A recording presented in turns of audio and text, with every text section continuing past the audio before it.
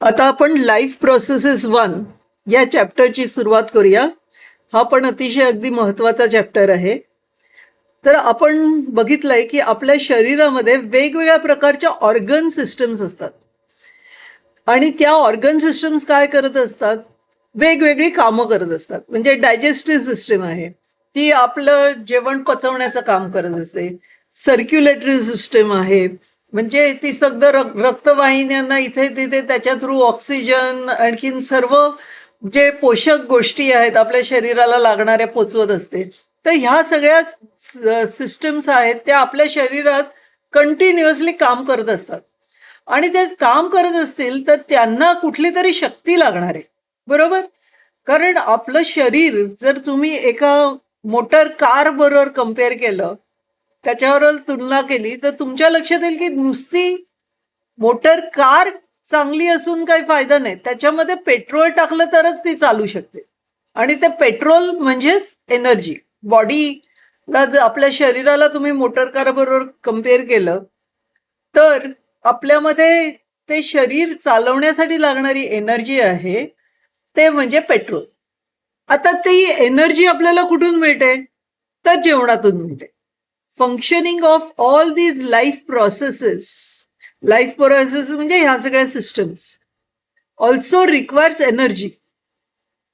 We get energy from food we eat. तर आपण जेवण जेवतो ना, त्यामुळे आपल्याला शक्ती किंवा ताकद येते. का बरं?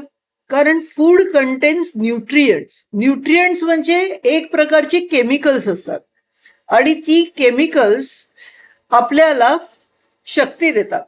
The food contains nutrients like carbohydrates, proteins, fats, त्याच्याबरोबर vitamins, minerals, water, which are main sources of energy.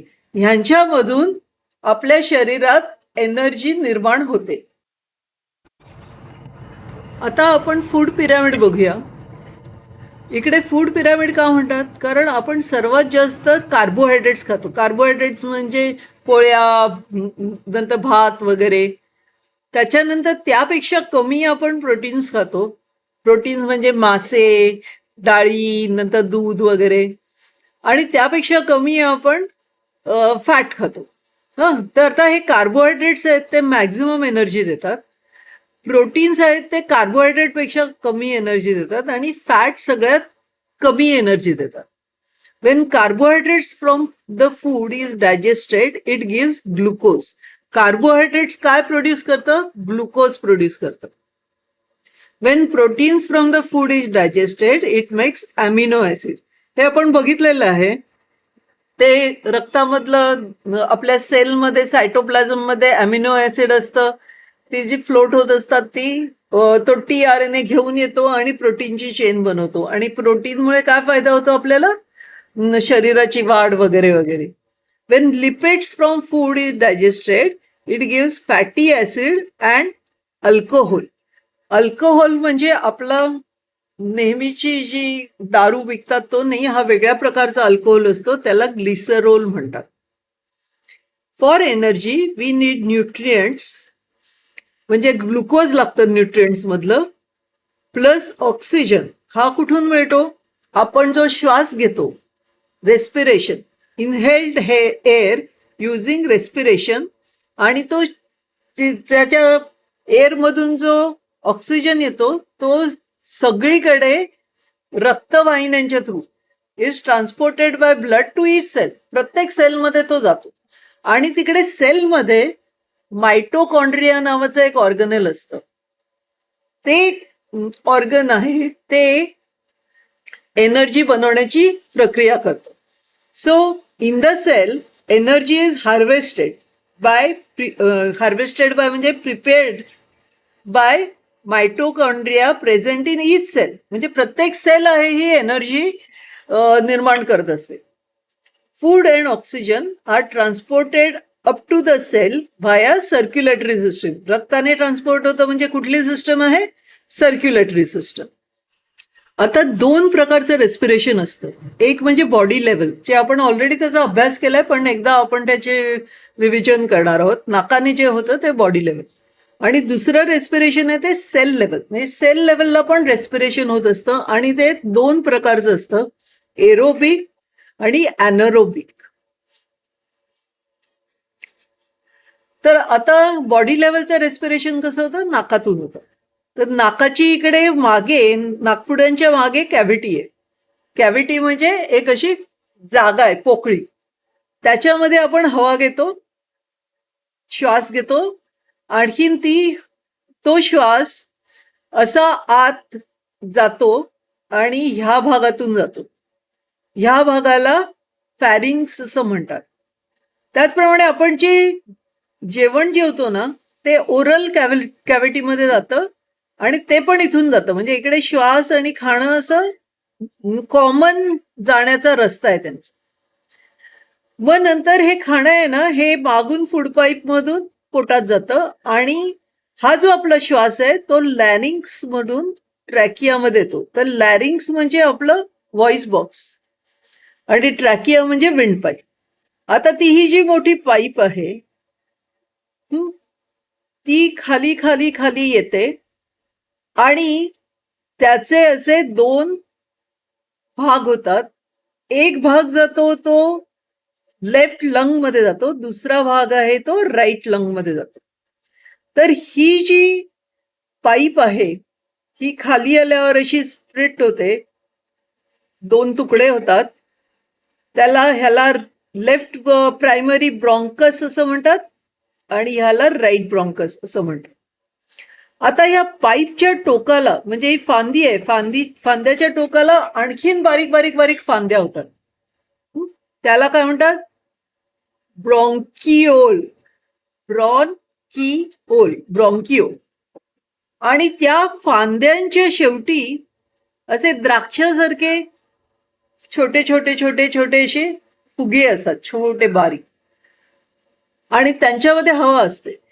त्याला काय म्हणतात, ॲल्व्हिओली. ॲल्व्हिओली.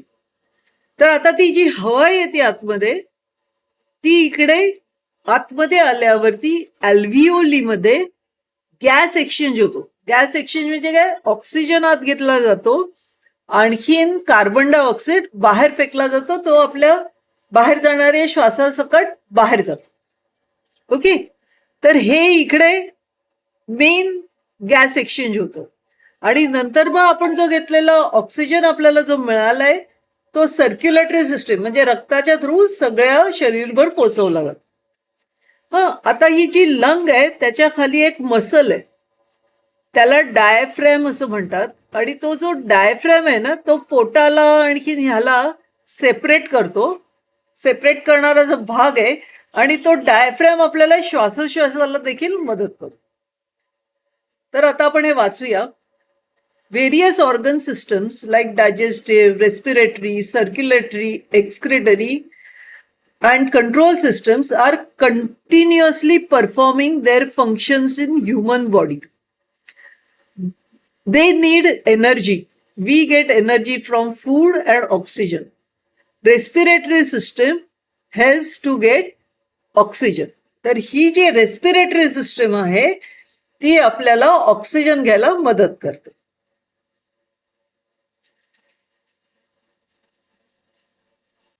आता आपण बॉडी लेवल रेस्पिरेशन बघितलं. आता सेल लेवल रेस्पिरेशन बघूया.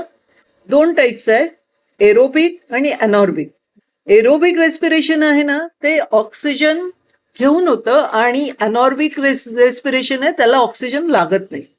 In the cell you have cellular respiration. Cellular respiration is of 2 types.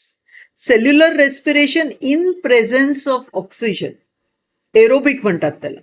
Cellular respiration without oxygen, त्याला anaerobic respiration म्हणतात. तर in aerobic respiration foodstuff is oxidized. Foodstuff is oxidized म्हणजे काय, carbohydrate जेव्हा जेवणातलं digest होतं, पचलं जातं, तेव्हा त्याचा ग्लुकोज होतो. In aerobic respiration food stuff is oxidise. When carbohydrates from food is digested it gives glucose. That means glucose from glucose step by step electrons are removed. इकडे ग्लुकोजचा फॉर्म्युला काय, C6H12O6. तर ग्लुकोजमध्ये हे 6 जे इलेक्ट्रॉन्स आहेत कार्बनचे ते स्टेप बाय स्टेप काढले जातात. तर त्याला आपण ऑक्सिडेशन म्हणतो. This oxidation is done in 3 steps. आणि त्याला काय 3 स्टेप्स मध्ये ते होतं. आणि त्या 3 स्टेप्स आपल्याला समजून घ्यायच्या. तर त्या 3 स्टेप्सची नावं काय आहेत, ग्लायकोलिसिस, क्रेब्स सायकल आणि ईटीसी रिएक्शन. म्हणजे एरोबिक रेस्पिरेशन काय होतं, 3 स्टेप्स मध्ये होतं, ग्लायकोलिसिस, क्रेब्स सायकल आणि ईटीसी रिएक्शन. होतं काय त्यामध्ये, तर ग्लुकोज असतं, त्याच्यामधला जो C6H12O6 मधला कार्बन आहे तो निघून जातो आणि त्याच्यामुळे आपल्याला एनर्जी मिळते. हा प्रोसेस आहे तो 3 सायंटिस्टनी शोधून काढला. Process of glycolysis was discovered by 3 scientist, Gustav Embden, Otto Meyerhof and Jakob Parnas. म्हणून ग्लायकोलिसिसला EMP पाथवे पण म्हणतात. ह्याच्यामधून E घेतलाय, ह्याच्यामधून M घेतला आणि ह्याच्यामधून P घेतलाय. Glycolysis is called as Embden Meyerhof Parnas pathway, EMP pathway. तर ह्याच्यामधला ग्लायकोलिसिस ला काय म्हणतात, EMP पाथवे पण म्हणतात, कारण ह्या 3 सायंटिस्टनी तो शोधून काढला. अजून एक गोष्ट लक्षात ठेवायची आपल्याला, की या सेल्युलर रेस्पिरेशन मध्ये ग्लुकोजमुळे जी एनर्जी प्रोड्यूस होते, म्हणजे एनर्जी निर्माण होते ना, ती 2 प्रकारे होते. डायरेक्ट एनर्जी, तर एनर्जीचं युनिट आहे ATP. डायरेक्ट एनर्जी म्हणजे काय, लगेच आपल्याला शक्ती येते. आपण काही खाल्लं ना, केळं वगैरे खाल्लं, काय लगेच जरा शक्ती आल्यासारखी वाटते. तर लगेच ATP हे एनर्जीचं युनिट आहे. आणि ग्लुकोज मधून आपल्याला 2 प्रकारचे, ग्लुकोज एक केमिकल आहे, ते स्प्लिट होऊन आपल्याला 2 प्रकारचे मॉलिक्युल्स मिळतात, NADH2 आणि FADH2. आणि हे NADH2 आणि FADH2 मधून आपल्याला इनडायरेक्ट एनर्जी मिळते. इनडायरेक्ट एनर्जी म्हणजे काय, पुढे गेल्यानंतर प्रत्येक NADH2 चा मॉलिक्यूल 3 ATP प्रोड्यूस करतो आणि प्रत्येक FADH2 चा मॉलिक्यूल 2 ATP प्रोड्यूस करतो. पण ह्यासाठी सगळ्या 3 स्टेप्स कंप्लीट व्हायला लागतात.